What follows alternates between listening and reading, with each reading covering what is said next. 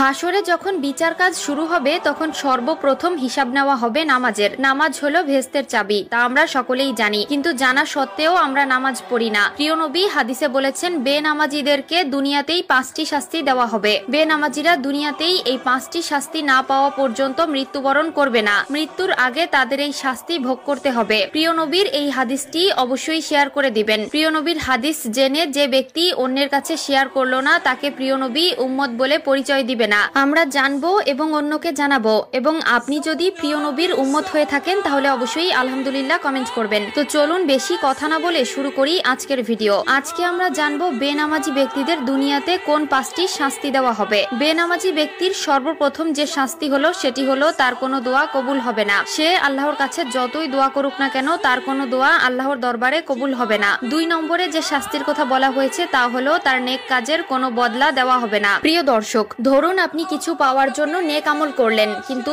আফসোসের বিষয় আপনি যদি বেনামাজি হয়ে থাকেন আপনার নেক কাজের কোনো ফল আপনি পাবেন না। 3 নম্বরে যে শাস্তির কথা বলা হয়েছে তা হলো চেহারা থেকে নেককারদের নূর উঠে যাবে। প্রিয় দর্শক, জন্মগতভাবেই আল্লাহ তাআলা কালো, সুন্দর, অসুন্দর সকলের চেহারায় একটি মায়াবী নূর দিয়েছেন, কিন্তু নামাজ না পড়ার কারণে তাদের চেহারা থেকে সেই নূর উঠে যায় এবং দেখতে দেখতে একসময় চেহারার অবস্থা ভয়ঙ্কর হয়ে যায়। যার চেহারা থেকে আল্লাহর নূর উঠিয়ে নেয় তার প্রতি মানুষের কোনো মায়া মহব্বত থাকে না। 4 নম্বরে যে শাস্তির কথা বলা হয়েছে তা হলো তার জীবনের বরকত উঠে যাবে। আয় রোজগারে বরকত থাকবে না, ব্যবসা বাণিজ্যে কোনো সাফল্য পাবে না, সংসার জীবনে একটার পর একটা অশান্তি লেগেই থাকবে।